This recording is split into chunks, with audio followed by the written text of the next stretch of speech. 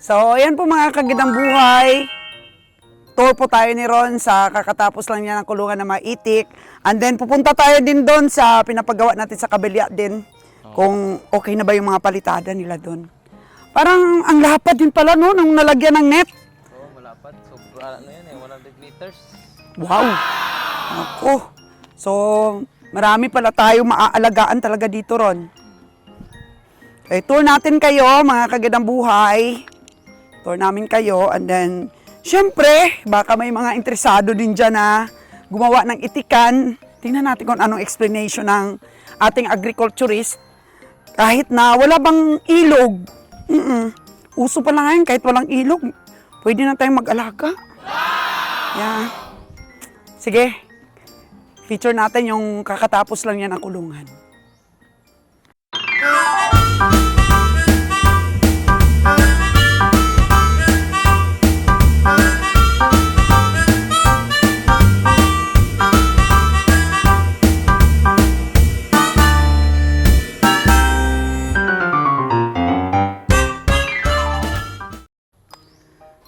So, ito nung nakaraan, maraming basura.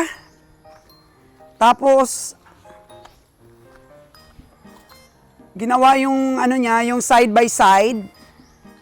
Naku, parang ang ganda na Ron. Maganda na, maganda. Unti-unti lang. Oo. Ang ganda na. Oh, puro na naka-screen. Wala nang langaw na ano. Ay. Wala na langaw na makaalis. Wala nang langaw na makaalis. Pero may langaw na makapasok. Di ah. Ay, naku, ang ganda ng net oh. Mga kagandang boy, napalibutan talaga ng net. Magkano ginastos mo lahat dito sa net? Ano lang to? Ito, 3K, 4K, ganyan. Nalimutan ko na eh. Nagdagdag kasi ako eh. Oh. Ito, di ako nagdagdag nitong kulambo. Yung sa labas, yung itim na yan sa labas. Nagdagdag ako 10 Nagdagdag meters. ka? 10 meters. Ah, ganito pala. Ito? Dito sila lalabas. Dito sila Galing lalabas. dito. Diyan sila lalabas. Pero di ba yung itik mo, dalawang sizes? Oh, dalawang size. 2 months at saka 6 weeks. Dito yung 2 months, dito 6 weeks. Tapos tubigan nila, oh, ganda oh. Napuno na ng tubig ng ulan. Wow! So, akit sila dito? Hindi pa sila, dito? Yung, Pilay. hindi sila kasya? Kasya. Bakit hindi mo nilagyan hanggang dito? Di, okay na yan dyan. Hanggang Ganito dito lang kalaki? Oo, kasi akit lang naman sila dito. Oo, ang dami nila. Baka sila ba, sabay-sabay? Bababa naman yan.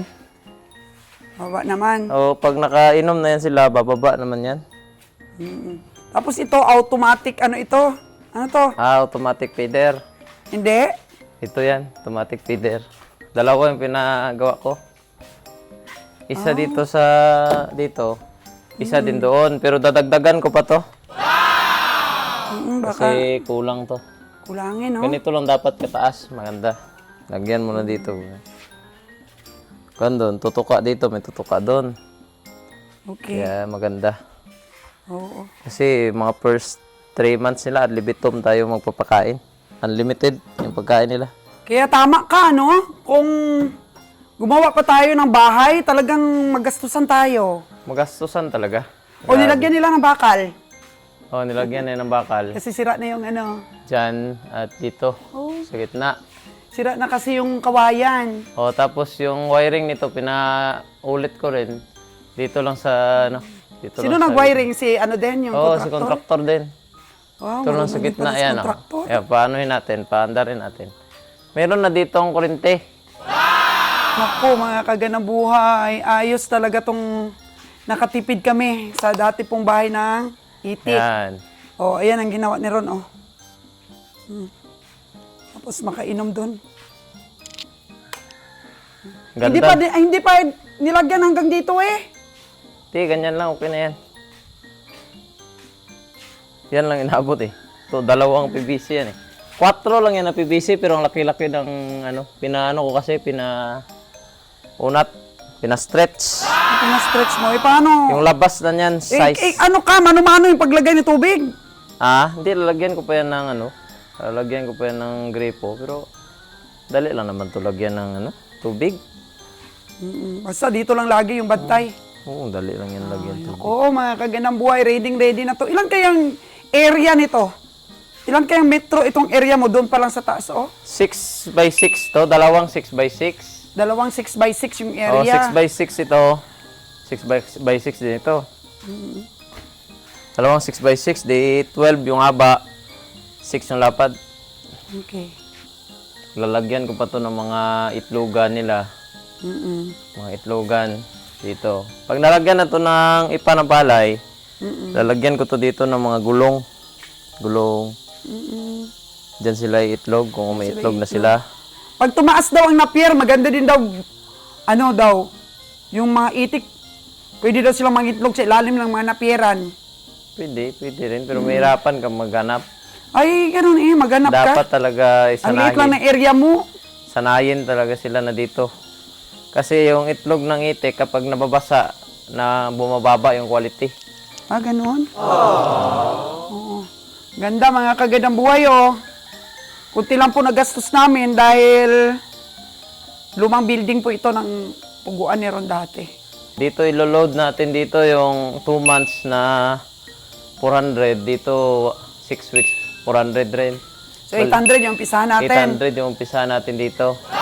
Tapos kung mag 4 months sa bawa, mag 5 months na dito, kasi 6 weeks is mga ano rin yan eh, 1 month and half month lang yung ano nila, yung agwat. Maging 4 months na doon, dito 4 months and a half, ihalo ko na yan sila. Kasi medyo pare-pareho na sila ng laki. At pareho na rin yung kinakain Habol. nilang feeds. Makahabol na ba? Pareho na rin yung kinakain nilang feeds. Kasi yung 1 month and 6 weeks na yun, hanggang mag 2 months yun, pupuruhin ko pa yung chick booster para ma-build talaga yung bone nila. At yung kanilang muscle ay gumanda. Din ito, yung 2 months na mahigit, 2 months and a half, ano na to, ilalagyan alternative feeds, rice bran, corn bran, din. Pero sa Maynila ako bibili ng Pwede rin para mas duck. Duck mura. mas- Mas mura doon. Mas mura kasi doon, tapos may truck naman tayo. So, sa palagay mo yung 800, maluwag dito? Maluwag to. Akin niya doon, 500. Ito lang oh. So, ibig sabihin, pag medyo malaki-laki sila, pwede ding dito na sila lahat sa taas at saka maglagay pa tayo dyan sa baba. Hindi.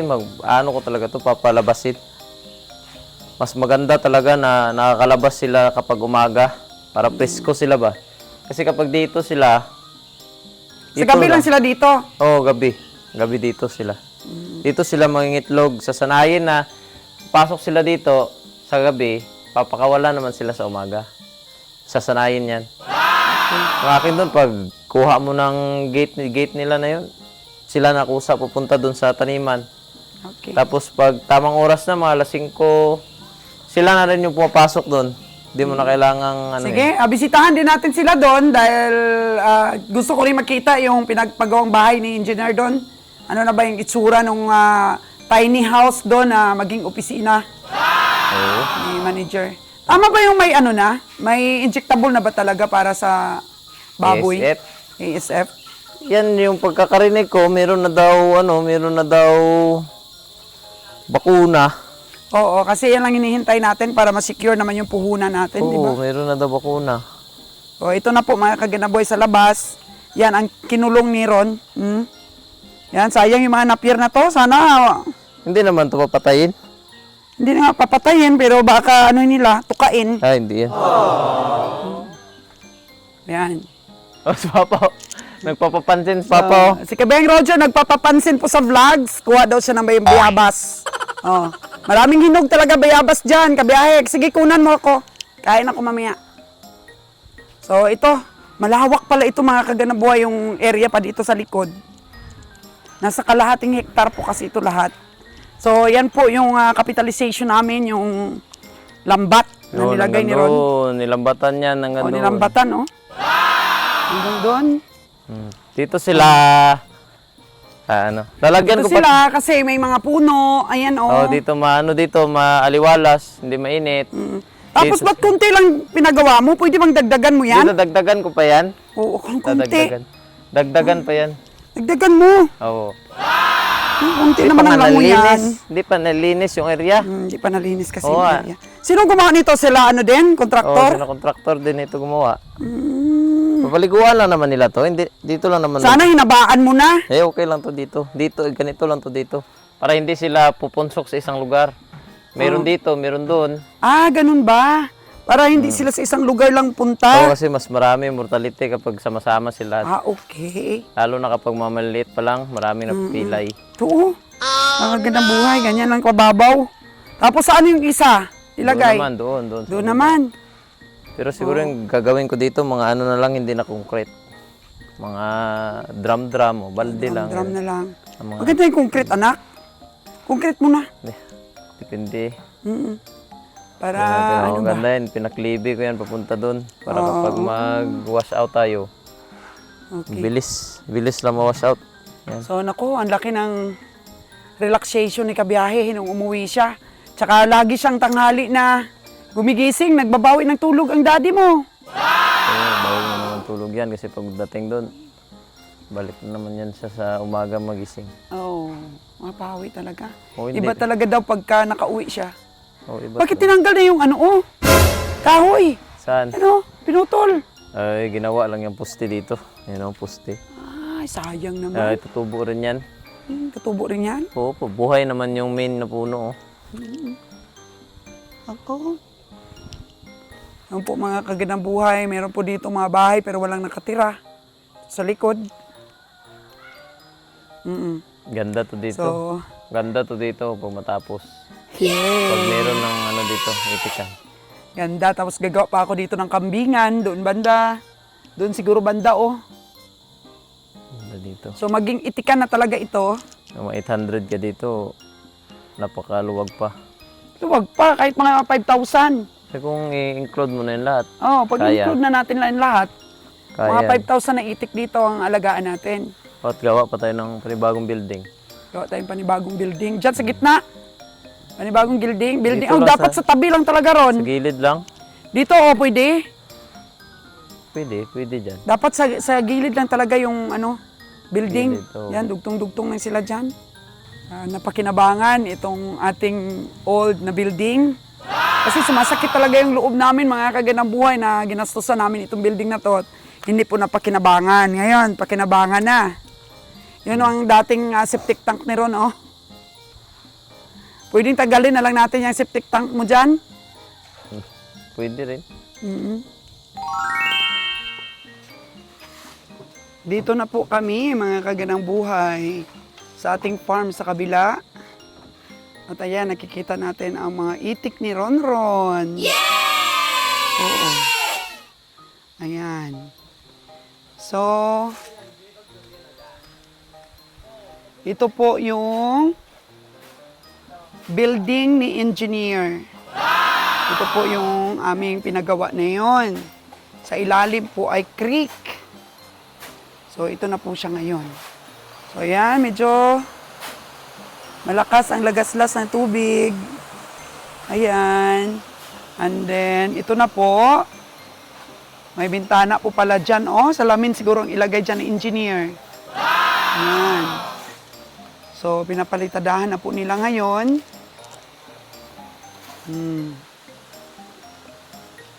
Ito na po ang ating babuyan. Inahin po ang ilagay natin dito. Hindi po fattening. So, yan. Meron na rampa pababa, pero wala pa pong tambak. Tapos, may hagdan na pong nilagay si engineer dito. Maganda ba ron? Maganda? Oh. Po ang mangga, so hindi po mainit ang kanilang opisina. Ayan. Yan ang hagdan. So, tatambakan pa natin dito. Pwede pang maka-parking dito yung motor ni engineer. Ayan. Hagdan. So, pwede pa niyang designan dito sa gitna kung ano pang design niyang gagawin dyan. So, sa akyat tayo. Okay, napalitada na. Ayan. Pasok tayo sa loob, kung anong itsura dito sa loob ah. Ano bang itsura dito sa loob? Ay, gwapo palang itsura dito sa loob. So ito po yung magiging ano nila, magiging kwarto. Yan. Natawa talaga sila kasi gwapo pala dito, mga gwapo. Wow! Kaya magiging kwarto, tapos kusina na dyan sa labasan na yan. Na ito po yung CR nila. Yan, CR nila mahaba. Mahaba po yung CR nila, oh. Yan. So, papalitadahan yan, back to back. Kailan kayo nag-umpisa ng palitada? Ngayon lang? Umulan kasi, no? Oo. So, ngayon lang. Mga ilang oras pa lang siguro to sila. Oh. Hala. Napakaganda po ito matapos tong tiny house. Ganda po nito mga kagandang buhay. Oh. Yan. Tapos, pwede naman pong dagdagan nila dito. Ayan o, may may sobrang bakal. Kung sa bandang huli ba, lagyan pa nila dito banda o. Diba? O, tatambakan pa natin yan. Mga kagandang buhay. And then sabi ko kay engineer, ito pong ginawa o. Ginawang dike kasi pinatibayan ko po ito. Pinatibayan po ni Kabeng Roger ito. So sabi ko kay engineer, lagyan ito dito ng sahig ba? Sahig, tapos dahil maliit ang bahay, pwedeng gawing tambayan. Lagyan ng bakal na parang kubo-kubo ba? Ito oh. Kasi tinibayan po ito. May mga poste niya matibay. Yan, gawin po namin cute itong aming babuyan. Mga inahin lang naman po ang ilalagay natin dito. Yan. Kunti lang namang inahin. At pwede naman doon sa dulo mag-alaga rin ng itik dyan. Pwede, tapos palanguyin dito sa creek. Yan, kasi yan o kay Ron. So, ito pong lupa, mga kaginabuhay, is binakura na siya dahil ito po yung right of way o yung puste na yan at saka yung puste na yon.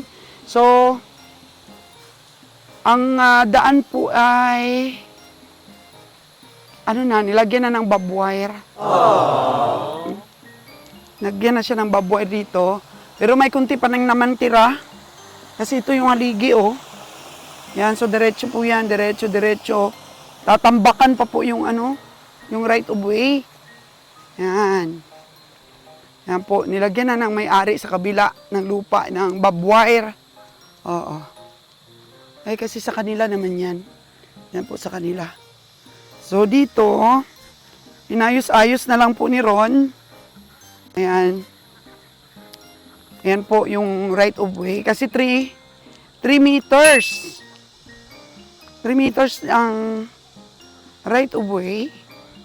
So, tatambakan. Kasi dito sa kural na yan, so susuka tayo ng 3 meters. 1, 2, 3, hanggang dun sa na yan, tubig ang right of way. Tapos, padiretso po ng ganun. Padiretso ng ganun dun. Ang right of way. Kasi sa atin na po sa kabila. So, muna, temporary. Kasi magastos naman po ang tulay. Temporary lang po itong ginawa ni Ron na tulay. Kasi sa kabila pa yung lupa na yun, na may barbed wire. Temporary. So, mula dito sa barbed wire na yan, susukat tayo ng 3 metro pag gano'n. So hanggang doon pa yung right of way. Padiretso po doon, mga kagandang buhay. So itong ating itikan ay sa atin na po ito. Kaya marami po ang dumadaan dito. Delikado po yung mga itlog natin. Kaya papasara po natin ito. Dito, papasara natin. Lagyan natin ng gate para wag po silang dumaan dito sa lupa natin. Para ma-secure po yung mga alaga ni Ron. Ayan. So, atin po itong nabili. Itong area na to, nabili na po natin. Ayan. Paakyat po doon, paakyat. 1,300 square meters. Paakyat po doon sa taas. Ayan, kinural na po talaga nila ng barbed wire. Oo. Dito sa atin yung 1,300 plus ay sa atin po. So, hindi po nila sakop ito. Private na po ito. Atin na po ito. Kasi noon, dito dumadaan ang mga tao nung hindi pa nila kinural. So, inunahan naman po tayo ng kural, eh di kuralin na lang din natin ang sa atin. Kawawa po yung mga tao dun sa taas. Kasi yung right of way talaga, magtatambak sila dyan. Magtatambak sila dyan sa may mga baby-baby na yan. O, ayan ang mga itik ni Ronron dito, na ito po nasa mga 3,500 square meter po yung area na to dito sa may baba. At saka nadagdagan po ng 1,300. Ito. Tapos yun doon naman sa kabila, yung kay engineer doon is 722 lang. O isang may-ari lang po yun at sa atin po lahat binenta. Yung banda dito sa likod, bibenta sana sa atin. Oo. Na ano na ba, na okay na yung transaction na ibibenta sa atin yung banda dito sa likod na 1,300 meters din, mga kagandang buhay, pero hinarangan po. Hinarangan po ng pamilya. Siguro gusto nila sila ang bibili, pero okay lang rin naman po. Oo. Karapatan po nila yan, pero na-transaction na namin po. Magbabayaran na sana. Pero yun, hindi natuloy. Eh, it's okay, kasi palisin naman po ng buhay natin is kung ano yung para kay Juan, at kung ano yung para kay Pedro. Huwag na huwag po natin pilitin yung mga bagay na hindi po para sa atin. So, ang mga pugo po ni Ron, mga kagandang buhay, ay ayan. Ang po dito mga pugo niya, ayos naman. Yung mga pugo niya. Hello, mga pugo! Yan po mga pugo ni Ron. O, magka-harvest siya ngayon ng itlog.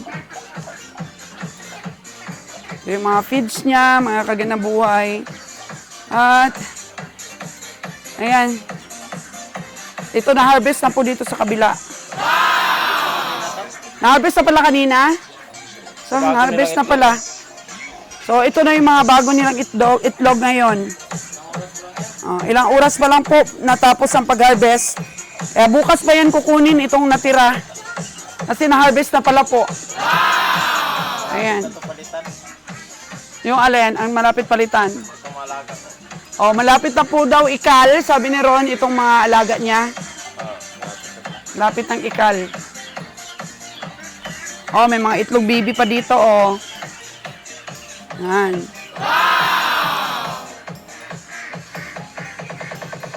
Kahit saan po tayo, mga kagandang buhay, kahit saan po tayo, tandaan po natin kung nagdi-negosyo tayo, meron talagang mga inggitira. Meron talaga inggit system sa Pilipinas. Kaya minsan sa sa abroad, dala-dala rin ng mga Pinoy yung mga inggit-inggit system. Oh, no! Ewan ko ba. Galing talaga kay Satanas yan ang inggit-inggit na yan kasi nainggit siya sa Diyos. Kaya ayaw niyang sambahin ng mga tao yung Diyos na may lalang. Kaya ginawa niya ng paraan, di ba? Yung bungang kahoy na yun na pagkilala ng mali at tama. Yun. Inano niya si Eva. Si Evang marupok. Ay kanya pong pinakain ng prutas at si Eva naman ay, yun, sumunod naman sa kanya. So dahil sa inggit, nagkasala si Eva at si Adan at namanan natin ang kasalanan. Namamatay na tayo ngayon, mga kagandang buhay. May kamatayan na tayo. Kaya yun na talaga, nature na talaga yung mga inggit-inggit na yan.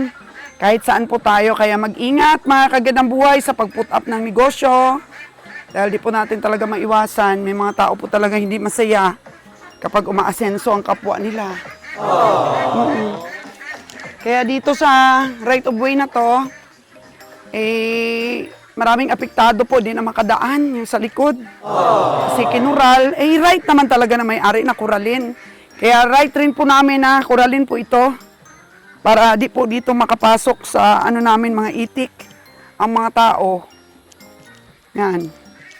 Kasi hindi na po dito right of way ito. Diyan po sa diyan po ang right of way diyan sa may tubigan.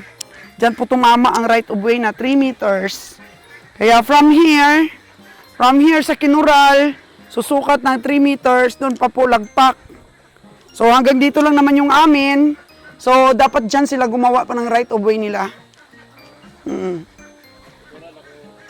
So, kuralin ni Ron. Yan, dyan. Kuralin ni Ron din dyan. Para di sila makapasok. Kuralin. Hanggang doon, no? Sa baba. Kasi likaw man gapon sanda. O, ayan po.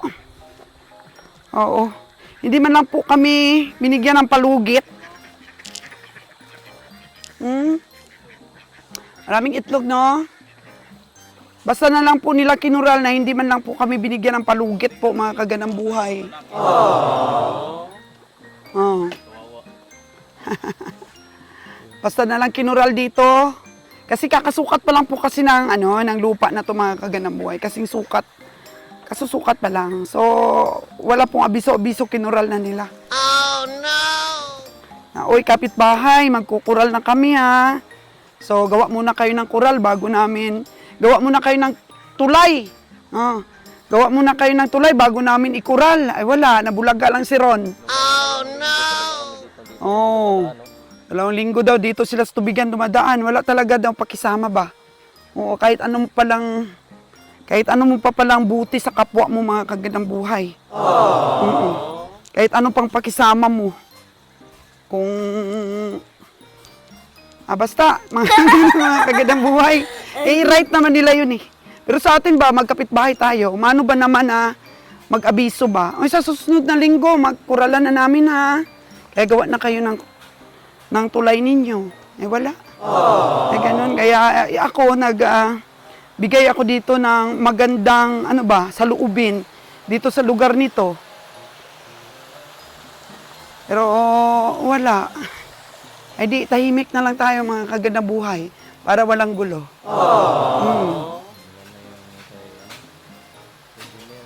Oh, ganda pala nito pag natapos yung kay engineer na to. Medyo mahal din yan, ha. Tapos ito, mga kagandang buhay, kay Ron din yan. I-renovate ko rin po yan. Lalakihan ko po yan at saka ihang ko rin. Oo, anong gusto ni Aubrey dyan? Ha? Pag ganun siya mag-extend. O, pwede. Pwede. Hindi si Noynoy maka-extend na. Kasi ang extension ni Noynoy is pag ganun.